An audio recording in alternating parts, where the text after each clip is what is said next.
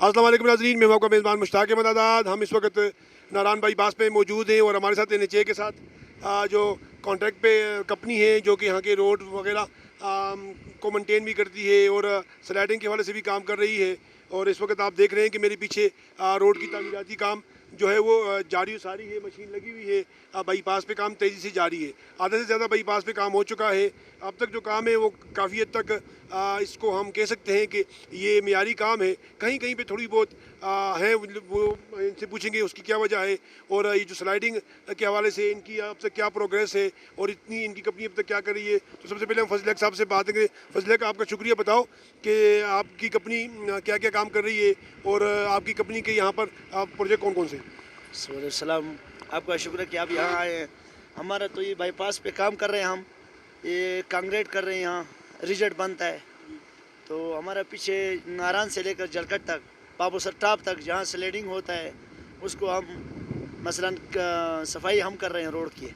तो अगले इन दिनों में बारिश हुई दिनों में स्लाइडिंग बहुत ज़्यादा आया था, तो मशीनें हमने लगाया है, उनको भी हमने रोड भी क्लियर किया डबल ट्रैफिक के लिए। तो इंशाल्लाह बाईपास पे भी काम लगा। इन दिनों में बारिश था तो बारिश की वजह से थोड़ा काम रुक गया, ना तो काम इंशाल्लाह तेज़ी से जारी है।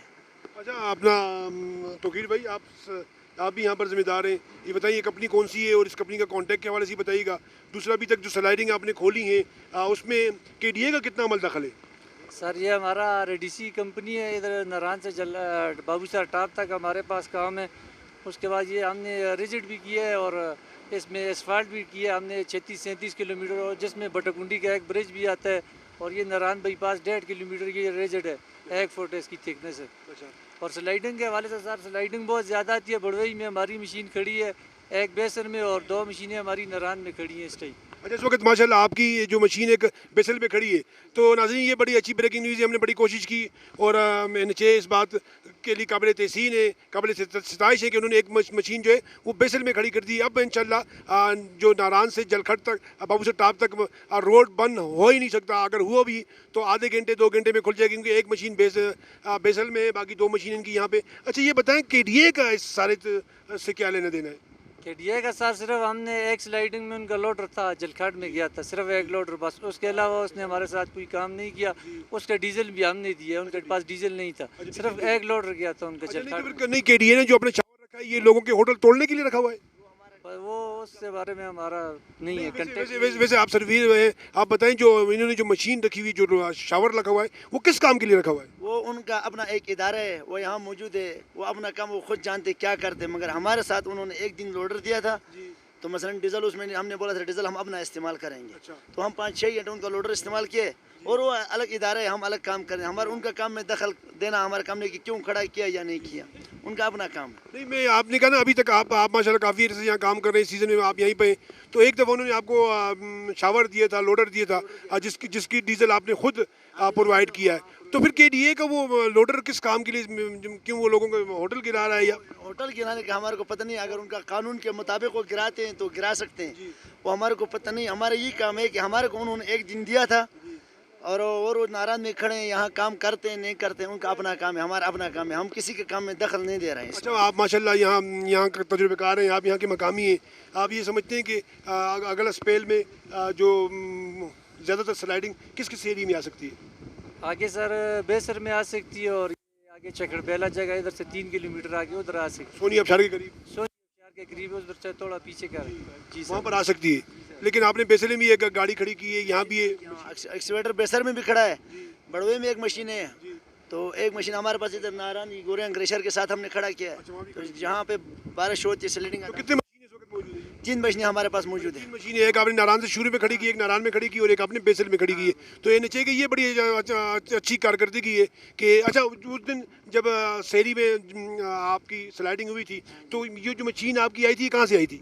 जो उधर स्लाइडिंग आई थी वहाँ हमने बड़वे से जलखट में जाए, बड़वे से मशीन हमने भेजी थी, फ़ोन हमने किया था उसकी फ़ौरन पहुँच, एक मशीन हमने यहाँ से निकाली थी।